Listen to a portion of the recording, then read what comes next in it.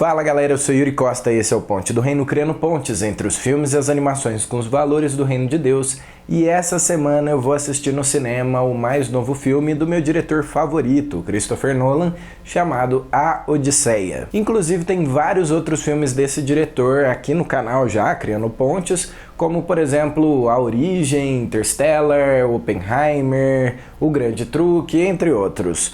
Mas se você acha esses filmes confusos, você ainda não viu nada. Talvez o filme mais difícil de entender que o Nolan já fez seja Tenet, uma obra-prima para poucos que eu vou abordar dessa vez aqui no Ponte do Reino. Então já deixa o like no vídeo, se inscreve no canal, ativa o sininho e bora criar algumas pontes com Tenet. Tudo que tenho para você é um gesto em combinação com uma palavra.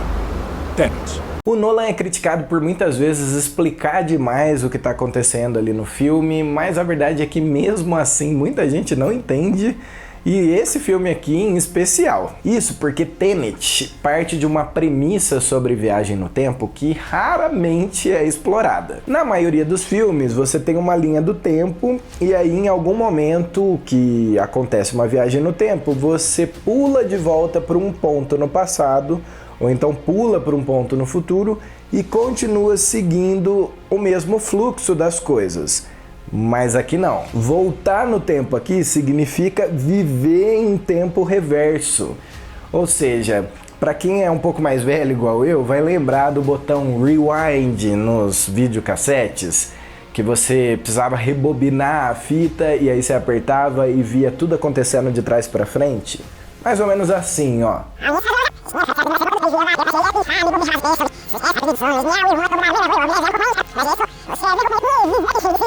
É mais ou menos essa a ideia. Ao contrário de hoje em dia, que você vê ali a linha do tempo no vídeo, né, ou no filme, vai com o mouse e simplesmente clica no começo e aí, pum, você pula de volta no tempo para reassistir o filme do início. Era importante para esse vídeo eu explicar isso, mas pra gente o mais importante mesmo são as pontes.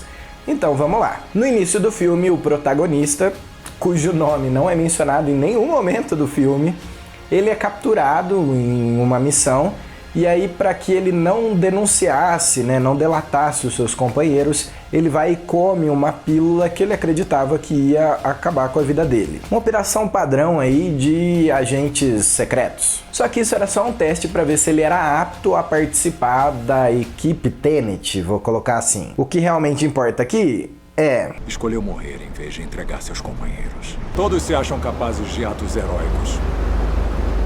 Mas até a gente pular na fogueira, sempre há uma dúvida. Pois é, ninguém foi mais heróico então do que Jesus, concorda? Que sacrificou a própria vida para salvar a humanidade. Ao acompanhar o filme, tanto os personagens quanto nós, os espectadores, percebemos que tem alguma coisa estranha acontecendo ali, que a gente não entende muito bem, e que a gente precisa investigar mais a fundo. Os objetos invertidos que funcionam com entropia reversa. Calma, o importante aqui não é você entender, ok? É você perceber que existe algo real, mesmo que você não consiga explicar ou compreender, que vale a pena ser investigado. E sabe, muitas pessoas se convertem assim. Elas percebem que existe algo real, porém sobrenatural, algo que elas não conseguem explicar ou entender muito bem, mas que elas julgam válido de ser investigado. E quando elas investigam mais a fundo, elas acabam se envolvendo a ponto de terem as suas vidas transformadas para sempre. Uma dessas balas é como nós. Viaja para frente no tempo. A outra volta. Sabe dizer qual é qual? E o que diz agora? Estão invertidas. A entropia dela corre para trás. Aos nossos olhos está com um movimento reverso. Falando nisso, esse conceito do filme de inversão, da pessoa passar ali pela catraca e começar a se mover ao contrário, né, de forma invertida, é um conceito muito interessante para a gente criar algumas pontes. Porque do ponto de vista do fluxo normal, essas pessoas que passaram ali pela catraca, elas vão se movendo ao contrário. E o cristianismo, o reino de Deus, ele atua dessa forma invertida também. É como se a gente estivesse indo na contramão do que esse mundo espera de nós. A gente está indo na direção oposta dele. Só que do nosso ponto de vista, a gente está caminhando para frente e é o mundo que está caminhando para trás e retrocedendo. Curioso, não? Se não enxergar sua imagem reversa saindo da máquina, você também não sai. Vai funcionar? Vai. Veja por si mesmo. Eis a resposta. Vamos lá. Agora, pensando no vilão, o Andrei Sator, ele estava com câncer terminal, ele sabia que ele ia morrer logo, e aí ele resolve levar então todo mundo junto com ele. Ele é orientado de alguma forma pelo futuro a procurar ali as partes do algoritmo e com ele conseguir fazer o mundo todo ir no sentido contrário. E aí, através disso, o mundo ia eventualmente chegar no ponto zero, né, no ponto de origem, e a gente ia ser extinguido completamente. A pergunta que fica na minha cabeça e que eu quero fazer para você é o que você estaria disposto a fazer se você não tivesse nada a perder? Agora pensa um pouquinho. Nós já morremos para esse mundo. Então, na verdade, de fato, nós não temos nada a perder. A morte é dele. Ativa o algoritmo. Se ele morrer, o mundo acaba. Ninguém se atreve a matá-lo. Não, você não compreendeu. Ele pretende se matar. Por quê? Ele está morrendo. Câncer no pâncreas inoperável. E vai levar o mundo com ele. Se ele não pode ter, ninguém mais pode. Outra parte que eu acho muito interessante é quando mais pro final o chefe de operação diz para eles que o objetivo deles naquele momento era falhar. Ou várias outras vezes ao longo do filme em que eles citam que a ignorância é a arma deles, ou então que a omissão, né, omitir os fatos é a operação padrão ali. E a verdade, meu amigo, é que nós todos somos ignorantes quanto aos resultados, a implicação das coisas que a gente faz nesse mundo. Muitas vezes nós vemos as nossas falhas como meros fracassos, mas a verdade é que elas fazem parte do processo que nos trouxe até onde a gente está hoje e que vai nos levar ainda para o último dia. Até lá, Cristo está trabalhando em nós e vai completar a obra que ele já começou. Então não se desespere com as suas falhas. Como o filme diz várias vezes também, o que aconteceu, aconteceu. Siga para frente, olhando para o futuro, sabendo que o seu passado já está perdoado.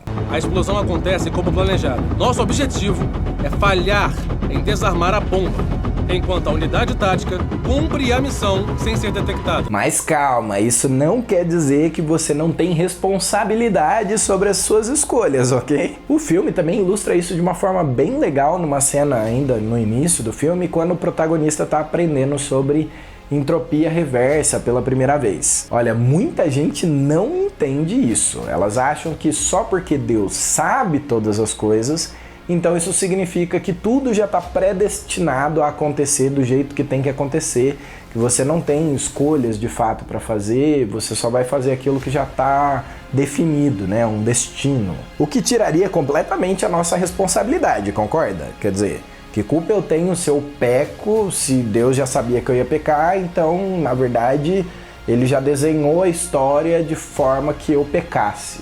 Né? Ele me fez pecar, vamos dizer assim. Eu não tinha muita escolha. Mas isso é um completo absurdo, uma heresia total. A Bíblia apresenta uma coisa bem diferente disso. Ela diz que nós somos, sim, responsáveis pelas nossas escolhas, pelos nossos erros, pecados, enfim, e que as consequências disso derivam das escolhas que a gente faz. O fato de Deus ser onisciente só significa que ele sabe todas as possibilidades possíveis que você poderia escolher e as implicações e consequências de todas elas. Então ele já sabe de fato o que vai acontecer. Na verdade, ele sabe tudo o que vai acontecer e tudo o que poderia acontecer. Mas e o livre-arbítrio? A bala não se mexeria se não colocasse a mão lá. De qualquer perspectiva temporal, você foi a causa. Não tente compreender. Senta. Para terminar, o filme conclui questionando o que de fato eles fizeram, né? O que eles impediram no fim das contas. A ideia aqui é mostrar que às vezes não parece ter tanta importância as coisas que a gente faz porque as pessoas só se importam de fato com o que acontece e não com o que é evitado. Mas nem por isso se torna menos importante. Nós também temos uma missão. A nossa missão é evitar, ou tentar evitar, né? que as pessoas caminhem em direção ao inferno. É por isso que a gente prega, que a gente anuncia o que Jesus fez, porque na verdade o que a gente quer é evitar uma catástrofe eterna. Em outras palavras, o que a gente faz é muito importante, mesmo que muita gente nunca vá perceber isso. Porque ninguém liga para a bomba que não explodiu, só para aquela que detonou. É a bomba que não explodiu, o perigo que ninguém sabia que era real. Essa é a bomba com o poder de mudar o mundo. E isso esse filme faz muito bem. Ele dá tantas voltas ali que o final parece até meio sem graça, né? Sabe por quê? Porque o final do filme não é o final da história. Ele apresenta pra gente o tempo como uma espécie de um looping, né? Um círculo, sem um começo nem um fim. E isso lembra o quê? O nosso fim, né? Que também é eterno, então também nunca vai acabar. Mas diz aí, você já assistiu Tenet? Você entendeu alguma coisa desse filme? Olha, esse deve ser o filme mais maluco que o Nolan já inventou, e olha que ele gosta de fazer filme maluco, hein? E o novo dele, que tá no cinema, A Odisseia, você vai assistir? Me conta aí nos comentários que eu quero saber. No mais, siga o Ponte do Reino nas redes sociais. E claro, bora criar pontes, porque Deus também fala com a gente através dos filmes e das animações.